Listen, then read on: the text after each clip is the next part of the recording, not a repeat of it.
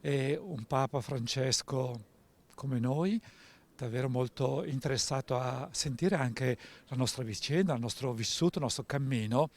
E con me poi c'era anche padre Roberto Brandinelli, in cui abbiamo portato anche dal Papa la reliquia che ci ha accompagnato.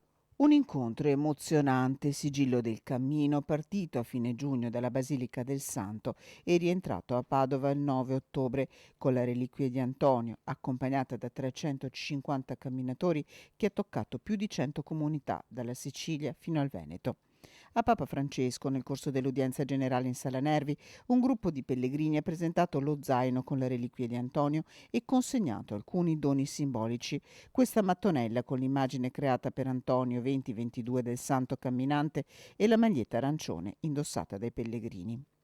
A Roma, lì in Vaticano, di fronte a lui si è colorata di un altro significato. Sant'Antonio che incontra Papa Francesco. Inoltre la maglietta ha quelle 92 tappe di quest'estate e le altre 16 dell'anno scorso, e anche quello è stato un modo, dando a lui la maglietta, per consegnare alla Chiesa, al vicario di Cristo, successore di Pietro, tutto il bene che abbiamo ricevuto e tutte le preghiere che abbiamo raccolto per tutta l'Italia. Un traguardo che dà il via ideale al ricordo degli 800 anni dall'avvio delle predicazioni di Antonio fino alla morte avvenuta nel 1231. Un Antonio che pellegrino, dopo la pausa forzata della pandemia, ritorna a camminare lungo le strade del mondo e domani è sabato, sarà a Trieste.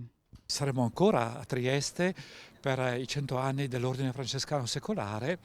È come dire che davvero questo Antonio che cammina e vuole andare ancora in tante comunità. E pensate poi ai prossimi anni, sono ancora anni molto intensi, proprio anche francescani, proprio perché, esempio, l'anno prossimo c'è 800 anni dal primo presepio di Greccio, ma poi anche i vari anni successivi c'è proprio un legame molto forte tra Antonio e Francesco, e sicuramente Antonio ancora farà la sua parte nell'essere, come sempre, Antonio vivo in mezzo a noi.